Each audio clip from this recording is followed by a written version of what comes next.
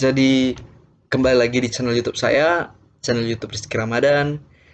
Channel YouTube ini, jadi di video kali ini ngomong-ngomong adalah video terakhir saya membahas mengenai instruksi PLC. Jadi sesi pembahasan PLC itu udah saya bikin ya sebelumnya, ada dua instruksi. Pertama instruksi IL dan ILC, satu lagi instruksi move, dan instruksi yang terakhir ini adalah instruksi jump dan jump end. Ngomong-ngomong, saya apa perlu perkenalkan diri lagi ya? Tapi kayaknya perlu. Jadi nama saya Rizky Ramadan, saya dari kelas 13 Otomasi Industri, asal sekolah SMK Negeri 1 Batam. Ngomong-ngomong, video ini saya tujukan sama seperti sebelumnya. Tujuan video ini ya untuk kita saling belajar, terus untuk memenuhi penilaian saya tentunya di mata pelajaran sistem kontrol terprogram.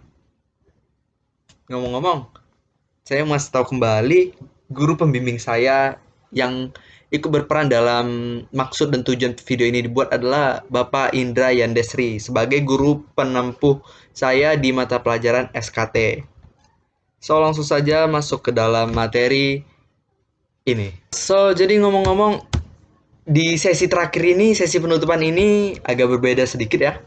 Sebelumnya, dua video sebelumnya saya tanpa menggunakan PPT, tapi di sesi terakhir ini saya gunakan PPT agar kelihatan seperti ya profesional kayak orang-orang ya kan. Jadi, materi yang akan saya bawakan adalah instruksi jump dan jump end. Jump dan jump end sendiri merupakan instruksi yang digunakan pada umumnya pada instruksi PLC dalam pemrograman suatu program. Jump dan jump end selalu beriringan atau digunakan bersamaan. Ketika ada jump, pasti ada jump end. Instruksi ini kurang lebih mirip-mirip dengan instruksi yang pertama kali saya pernah bahas, yaitu IL dan ILC, di mana instruksinya kemiripannya adalah ketika suatu output berada di antara kedua instruksi tersebut. Jump dan jump end tersebut, jump dan jump end sendiri, biasanya di CX programmer itu dituliskan dengan JMP dan JME. Sebenarnya ada sih pengertian secara tepatnya jump dan jump end itu sendiri, yaitu adalah instruksi jump dan jump end adalah instruksi yang digunakan secara bersamaan. Jika kondisi jump adalah off, maka kondisi output yang berada di antara instruksi jump dan jump end akan tetap menyala. Jadi instruksi jump ini instruksi yang pada intinya men-skip output untuk menyala secara seharusnya yang berada dengan catatan output tersebut berada di antara jump dan jump end. Jadi instruksi jump dan jump end ini pada hakikatnya men-skip yang harusnya output tersebut menyala, dan output itu justru menyala ketika rangkaian tersebut dimatikan. Dia mempertahankan kondisi terakhir. Oke, bagaimana sih sebenarnya jump dan jump end itu sendiri ketika dimanfaatkan atau digunakan dalam rangkaian? Jadi seperti ini, seperti biasa, bikin program baru, pilih jenis PLC-nya, ini adjustable, seperti yang pernah saya sering bilang sampai berkali-kali, ini adjustable, tergantung kalian kebutuhannya apa. Oke, ditunggu. Jadi di sini rangkaian sederhana ini saya buat untuk rangkaian jump dan jump end. Jadi tadi ada sedikit kepotong, sebenarnya sengaja juga kan biar webcamnya ini lebih ke depan, jadi saya potong. Jadi langsung saja masuk ke dalam rangkaiannya. Jadi rangkaiannya itu pastikan ya harus ada tombol on, pasti harus ada tombol on untuk menyalakan rangkaian, of course ya kan. Habis itu pastikan ada tombol off untuk menghentikan rangkaian. Terus di sini berikanlah relay kontak coil. Terus ini dihubungkan, kita main cepat aja ya. Terus ini pastikan ada kontak pengunci agar tombolnya terkunci. Terus di sini beri tombol on lagi untuk mengaktifkan fungsi jam itu sendiri, yaitu tombol on ya. Situ masukkan di sini instruksi jam tadi. Ketik jam dan 1. Kenapa di sini dan? Karena setiap instruksi itu pada dasarnya memiliki pengenalnya dalam hitungan masing-masing, satuannya pada penghitungan satuan masing-masing. Jadi di sini kita punya dan simbol dan ada juga simbol crash, di mana arti simbol dan itu adalah bilangan desimal dan simbol crash itu adalah bilangan heksadesimal.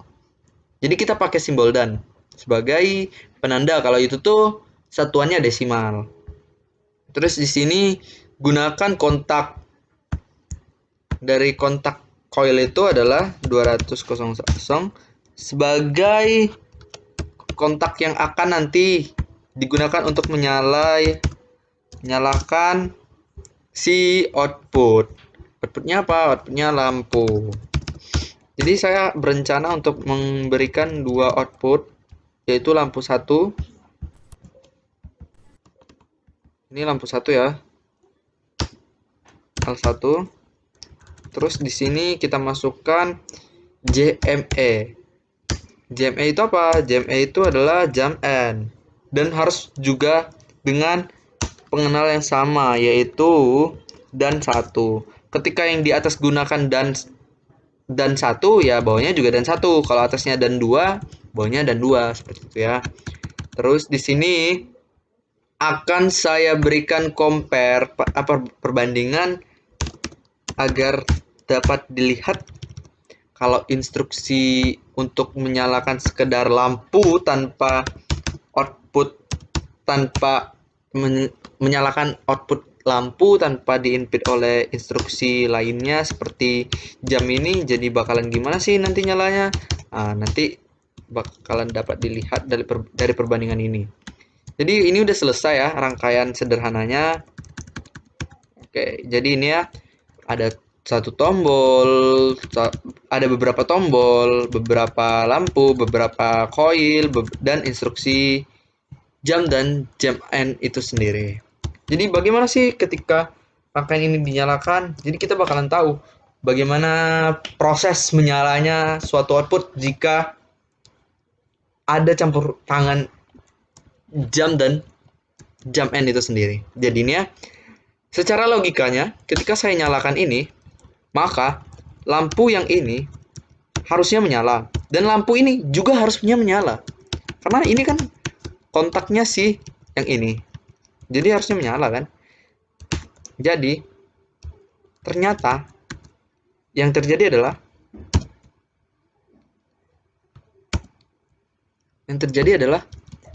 lampu yang ini tidak menyala. Sedangkan lampu yang bawah ini, lampu yang tanpa diinput dengan instruksi jam dan jam N, dia menyala. Sedangkan lampu atau output yang diinput oleh jam dan jam N, dia tidak langsung menyala. Seperti dari namanya saja, jam. Jadi ketika ada instruksi jam dan jam N dan ada output di antaranya, maka output tersebut tidak akan langsung menyala, alias fungsinya dilompatkan terlebih dahulu dari fungsi normalnya. Jadi bagaimana sih agar lampu ini dapat menyala? Ya, lampu ini dapat menyala ketika instruksi jamnya ini saya nyalakan. Maka lampu ini langsung menyala. Lampu ini tetap menyala. Lalu bagaimana ketika jamnya saya matikan? Lampu tetap menyala. Dan kalau ini dimatikan, harusnya juga mati dong. Ya, ini mati. Lampu yang kedua mati, sedangkan lampu yang pertama tetap hidup. Seperti yang tadi udah dibahas ya di PPT, bahwa jam itu adalah instruksi yang digunakan untuk melompatkan fungsi dari output itu secara normal, alias ketika harusnya nyala, dia di skip dulu. Dia nyalanya nanti gitu. Tapi dia juga berfungsi untuk mengunci, bukan mengunci. Dia mempertahankan kondisi terakhir dari output itu, alias kondisinya terakhir ya menyala, ya dia bakalan tetap menyala. Seperti yang dapat kalian lihat. Ini padahal mati loh. Ini padahal terbuka dan arus tidak masuk, tapi dia tetap bisa nyala karena ada fungsi jump dan jump end di sini. Jadi seperti itu ya. Fungsi dari instruksi jump dan jump end itu sendiri pada saat diaplikasikan ke dalam rangkaian sederhana.